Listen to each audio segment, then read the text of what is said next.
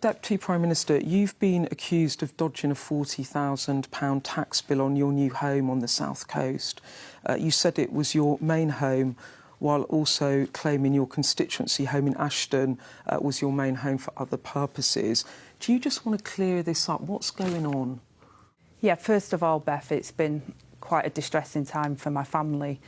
I have a court order that was in place around confidentiality regarding my son, my family and my divorce proceedings that happened in 2023, and therefore wasn't able to give a full account of the circumstances of our complex living arrangements. That order was lifted last night. I applied to have that order lifted so that I could give people the information. In 2020, my son had an award, and a trust was set up by the court to deal with his finances as part of that award with a legal trustee.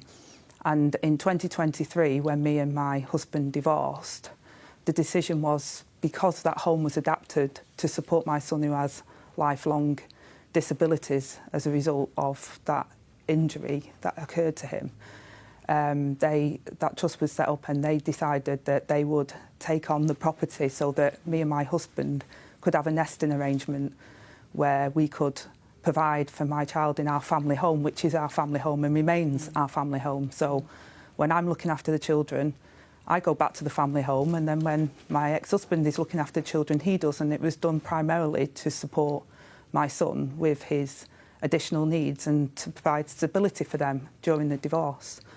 And that was the arrangement that we put in place. I then went to purchase, took my life savings basically out of the property, the 25% that I still owned within the property, took that money out so that I could purchase with a mortgage the place in Hove. And I took, advice on that, and I relied on that legal advice that I received that said that I was liable to pay the standard stamp duty. Subsequently to that, with all of the media reports that have been coming out, I took expert counsel advice on all of my affairs to ensure that everything was done proper. And that expert counsel said that the advice that I received was inaccurate because of the trust. I don't own the property, that is true. I only own one property that is mortgaged, like most people. But because of the nature of the trust that was set up by the court, that I would be liable to pay the additional stamp duty. As soon as I knew that that was the case, I have alerted and referred myself to the independent advisor on the ministerial code to ensure that they can look transparently at what's happened, and also contacted HMRC to say that there is additional tax owing on this and that I'm prepared to pay that and fully comply with the HMRC as well. So the accusations that you didn't pay enough stamp duty on Hove, they're actually accurate, you didn't? They are accurate, but they're accurate in a different sense. I think the accusations were that I'd set up a trust or I'd flipped it to try and avoid paying it, but actually the complex area of the trust, which the advice that I relied upon didn't pick that up.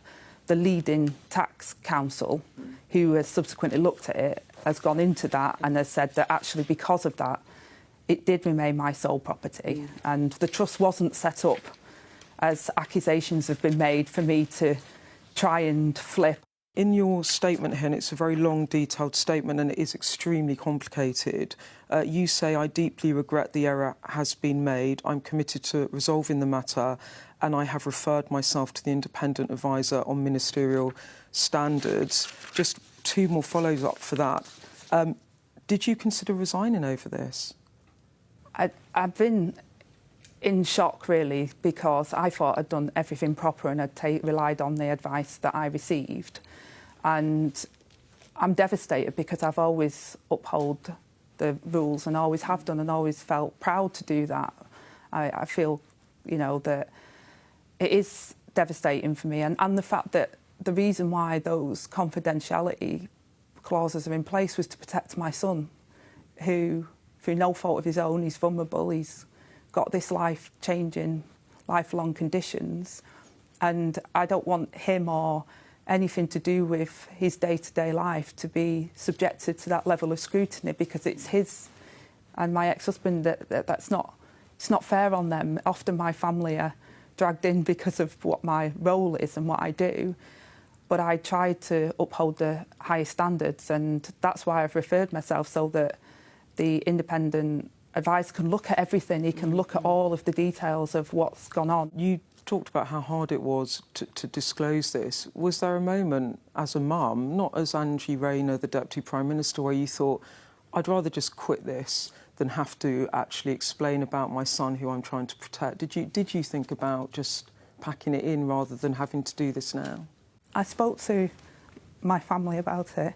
I spoke to my ex-husband, who has been an incredibly supportive person, because he knows that all I've done is try and support my family and help them. But you did think about, should I pack it in for the sake of the family? But your family are backing you to come out today and explain this. The number one priority for me and my ex-husband has always been to support our children and do the best thing for our children. Just to be clear, you've referred yourself to the Standards Commissioner, you've contacted the tax revenue and said you could be liable for more tax.